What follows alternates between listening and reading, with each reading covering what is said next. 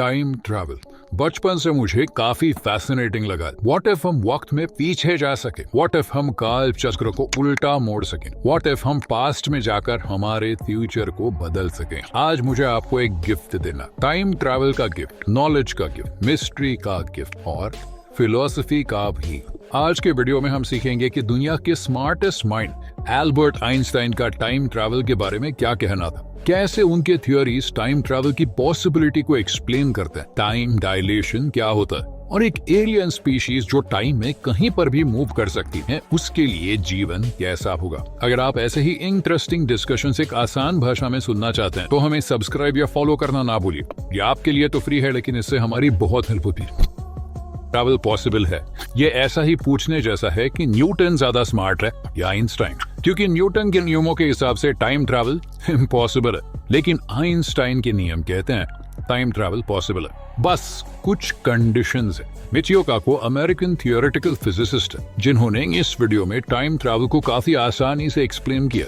वो कहते हैं कि न्यूटन ने टाइम को एक एरो की तरह इमेजिन किया जो एक बार छोड़ा तो सीधे डायरेक्शन में ही जाएगा। फिर वो आप किसी गार्डन में छोड़े, माउंट एवरेस्ट पर या फिर किसी दूसरे प्लैनेट पर, ये एरो हमेशा उसी स्पीड से और उसी डायरेक्शन में जाएगा। लेकिन आइंस्टाइन ने कहा ये पूरा सच नहीं है। आइंस्टाइन ने कहा कि टाइम एक नदी है। यस, दूर से देखे तो वो एक ही दिशा में बह रही है, लेकिन क्या नदी का स्पीड सेम होता है? जब नदी के फ्लो के बीच में एक बड़ा पत्थर आता है तो नदी स्लो डाउन हो जाती है और एक स्लोप पर फास्ट हो जाती है। उस पत्थर की तरह ही हमारे यूनिवर्स के प्लैनेट्स हैं, स्टार्स हैं, ब्लैक होल्स हैं, बड़े बड़े ऑब्जेक्ट्स हैं जो टाइम को स्लो डाउन करते हैं। जैसे एक नदी का फ्लो एक बड़ा पत्थर चेंज कर सकता है, वैसे ही ये ऑब्जेक्ट्स टाइम का फ्लो बदल सकते हैं। आइंस्टाइन कहते हैं कि फिजिक्स में ऐसा कोई रूल नहीं जो टाइम ट्रैवल को इम्पॉसिबल कहता है। तो क्या हमारे फ्यूचर ह्यूमंस कभी टाइम ट्रैवल कर पाएंगे? Well, let me ask you an even better question. क्या हमने पास्ट में कभी टाइम ट्रैवल किया हुआ? क्या हमारे पूर्वज टाइम ट्रैवल कर सकते थे? हमारे विष्णु पुराण में एक कहानी है, राजा ककुदमी की एक सुंदर बेटी थी रेवती। वो इतनी सुंदर थी कि उसके लिए कोई भी सूटेबल पति मिलना इम्पॉसिबल था। रेवती की शादी होगी किससे? कौन है जो रेवती के लिए एक अच्छा मैच होगा? राजा ने सोचा कि इसका जवाब सिर्फ ब्रह्मा के पास हो सकता है। तो राजा एक विमान में बैठा और ब्रह्मा से मिलने स्वर्ग चला गया। ब्रह्मा ने कहा कि कृष्ण के भाई बलराम रेवती के लिए सही हूँ। ये इन्फॉर्मेशन लेकर जब राजा पृथ्वी पर लौट आए तो उन्होंने एक स्ट्रेंज बात ऑब्जर्व की। पृथ्वी पर बहुत सारे साल बीत चुके थे। जो समय राजा के लिए एक पलक झपकाने जितना था उसमें पृथ्वी पर कई साल बीत चुके थे। टाइम का फ्लो राजा के लिए और पृथ्वीवासियों के लिए अलग अलग स्पीड से बह रहा है। किसे टाइम डायलेशन कहते हैं जो हमने इंटरस्टेलर जैसे मूवीज में देखा। 1905 में आइंस्टाइन ने special theory of relativity publish की जिसमें उन्होंने कहा कि टाइम और स्पेस एक दूसरे से लिंक्ड है। जब हम बहुत ज्यादा स्पीड से ट्रैवल करते हैं तो हमारे लिए टाइम धीरे धीरे गुजरता है, या फिर हम अगर किसी ऐसे ऑब्जेक्ट के नजदीक हो जिसकी ग्रेविटी बहुत ज्यादा है तो हमारे लिए टाइम धीरे हो जाता है। ये होता क्यों है? स्पेस टाइम की वजह से। स्पेस टाइम क्या है? स्पेस टाइम हमारे यूनिवर्स का मैदान है।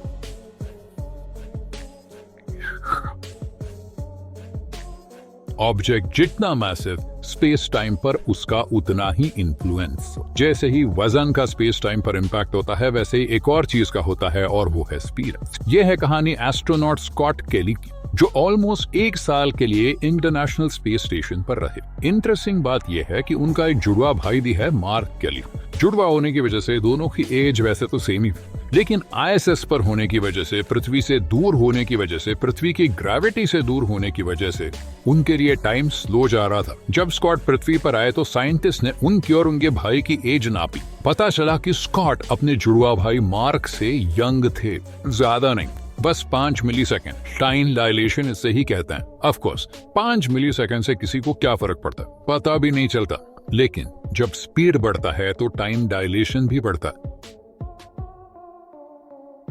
चलिए लाइट की रफ्तार से ट्रैवल करते हैं। सोचिए, एक 15 साल का लड़का इलॉन मस्क की एक स्पेसशिप पर बैठता है। ये स्पेसशिप लाइट स्पीड के 99.5% स्पीड से ट्रैवल कर सकती है। इस स्पेसशिप पर सवार ये लड़का लाइट के 99.5% स्पीड से 2.5 साल स्पेस में ट्रैवल करता है। फिर यू टर्न लेता है और फिर वापस पृथ्वी पर लौट आता है। उस लड़के की उम्र 15+5 यानी 20 ईयर्स ही होगी, लेकिन उसके सारे क्लासमेट्स 65 ईयर्स के हो चुके होंगे।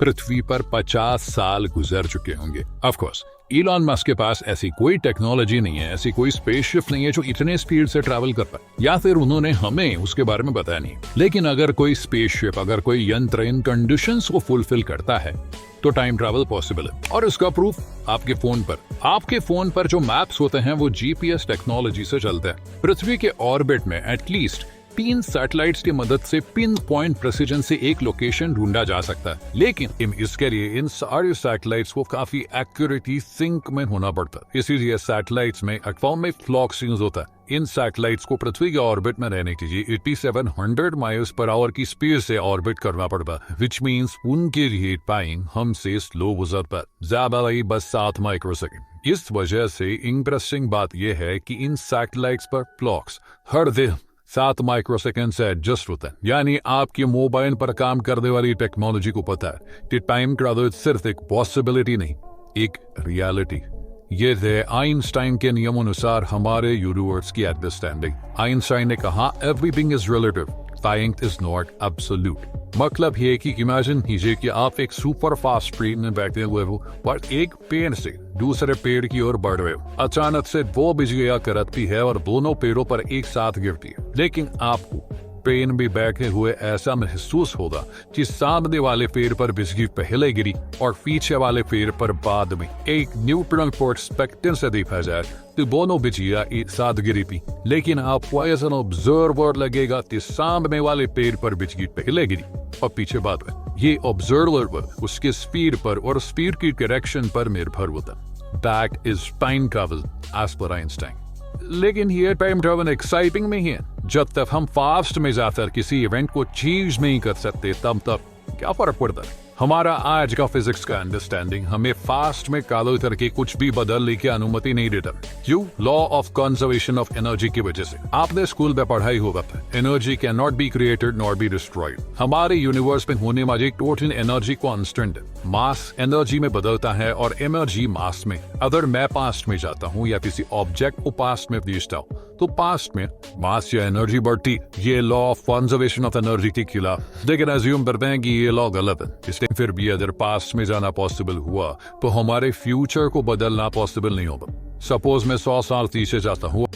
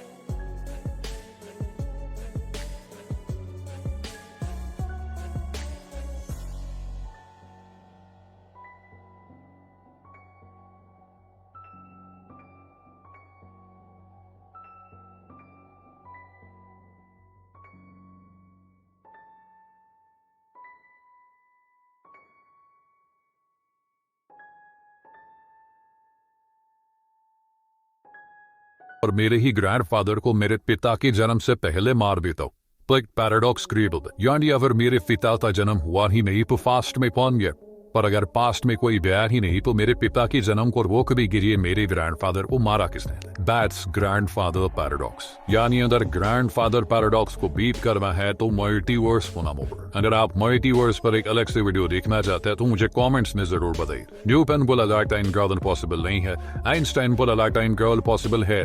उसके बाद में आने वाले स्मार्ट इंसान स्टीफन हॉकिंग का क्या कहना है? स्टीफन हॉकिंग मानते हैं कि पास में कोई भी टाइम ट्रैवल नहीं कर सकता, क्योंकि अगर हम वक्त को पीछे मोड़ सकते, फास्ट में ट्रैवल कर सकते, तो आज की दुनिया ऐसे टूरिस्ट से भरी होती जो फ्यूचर से आए हुए होते, अपने आईफोन 115 से फोटो ले रहे होते। पास्ट में टाइम ट्रैवल करना हमारे लिए कई क्वेश्चंस लाता जो हम इस वीडियो के पार्ट 2 में एक्सप्लेन करेंगे। लेकिन अब इमेजिनेशन की नाव पर सवार होता है। हम सब एक 3 डायमेंशनल स्पेस में रहते हैं। इस 3 डायमेंशनल स्पेस में हम जैसे चाहे मूव कर सकते हैं, ऊपर नीचे, आगे पीछे, राइट लेफ्ट, 3 डिमेंशंस। लेकिन टाइम में हम सिर्फ एक ही डायरेक्शन में जा सकते हैं, और वो है आगे। 3 स्पेशियल डिमेंशंस और एक एम्परर डिमेंशन है टाइम।